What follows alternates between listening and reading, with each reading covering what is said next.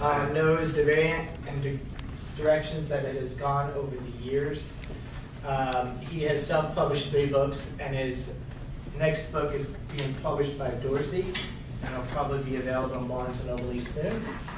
Also, he is sought after as a consultant on Zoroastrianism and the old languages by people working on their theses for their master's and doctorate's degree. So without further ado, I'd like to bring you Adam Daniels, an introduction to Zoroastrianism.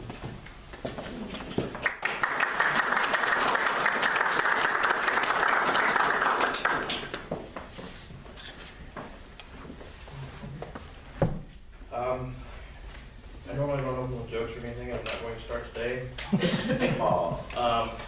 One of the problems with me was I studied martial arts for way too long, and I worked in a prison, so I got too serious too quick. To put it nicely. Basically, I was asked to come and speak about Zoroastrianism because it is the key religion that brings everything into a monotheistic parity. Before then, everything was polytheistic. You look at Judaism, it started out polytheistic.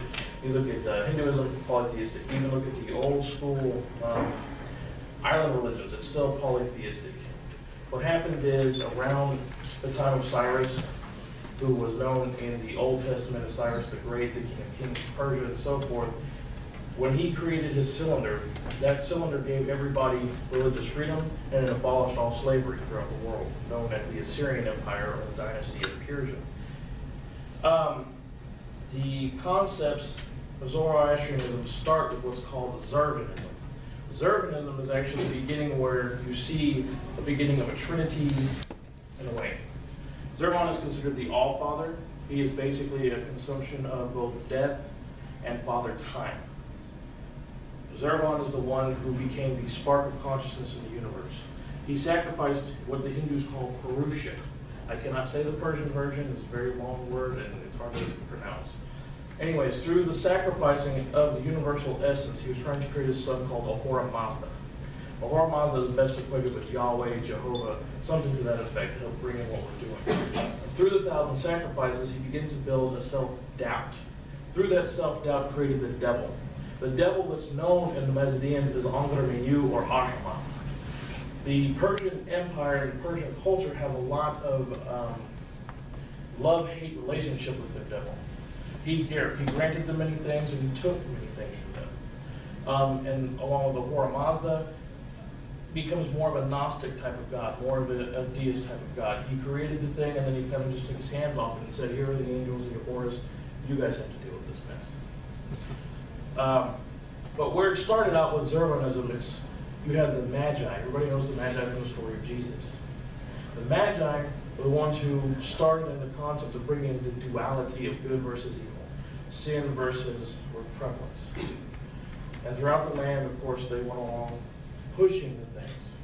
So when Zarathustra, which isn't his real name, but it means holy teacher, just like Christ was an anointed teacher, came across the land and he codified not only the Vedic Hindu aspects, but the Persian and the Zervan aspects altogether to create Zoroastrianism. He was considered to live around 600 to 523 BC. Zoroaster codified the religion and made the first ever organized religion for man.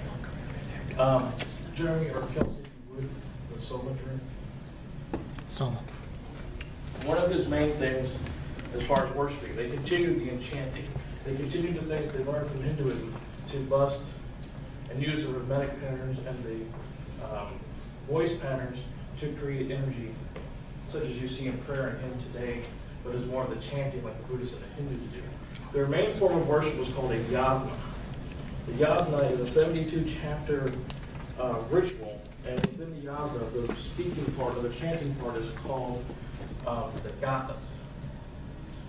Those gathas are songs, they're prayers, they're everything that adorns Ahura Mazda or adorns the Ahuras, which are like angels.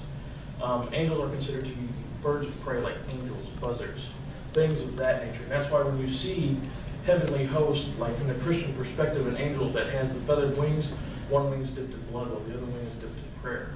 They have no will. They're only commanded by God. That's also seen in Islam, in Christianity, and Zoroastrianism. one of the main bases that splits in Zoroastrianism that you see that the Christians are founded upon, the Catholic Church, is Mithra. Mithra comes straight out of Persia and actually goes back to Vedic Hinduism. And Mithra is basically what most people see as the Christ figure. He is the savior. He's the one who watches over deals. He's the one who takes care of the people of the lands. And that's how the Catholics involved. We're going to continue on with what we're doing. Zoroaster was killed in a war. It was a holy war in Persia by the Turks. They were called Turan at the time. He was actually in an altar doing his yasna, and he was slain on his own altar.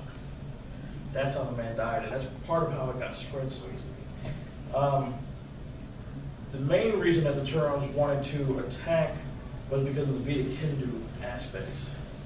When you're looking into the fire temples and you're seeing the egg of Shiva along with the stripes that run across it, and you'll see this in a lot of Islam in the Middle East. The big black rock they worship in Islam is just another thing of Shiva. And in Vedic Hinduism, it's split into two, either Shivaism or Vishnuism. It seems to me from my studies and what I've noticed that more leans to the destructive side of Shiva. The side of Varuna was more of a lunar deity, and they seem to stay away from the lunar deities and stuck with the soul deities. Now the history of it and the history of Persia, we've already talked about the Magi and the Zervanites, and we talked about Zervan. What happened to shut the Zervanites down, they had a result in 522. This was about the time that Cyrus went over to Egypt to quell issues there, and he put his son in place. They tried to usurp and put somebody else claiming to be Zervan's son to take over the entire deal. It lasted for about 7 months, and then that's when Darius I came in and overtook and reestablished Persia, for those of you who know that type of history. Darius brings in the codified of Ahura Mazda. From Darius all the way down to the last one, which would be Darius III, who's really the last major Persian guy, continued to confess Ahura Mazda.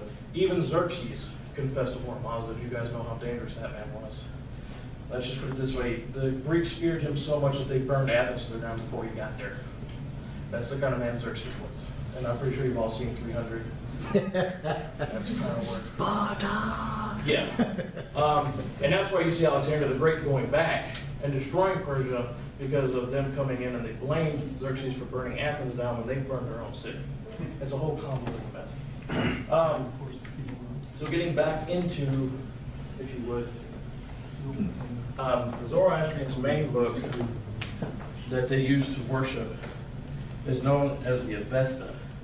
This book has been retranslated, I want to say, a good 5 times. This is probably one of the better translations. The one that I normally work from, I don't normally work from this one, is from 1892. This one's actually from 1864. I will not work with books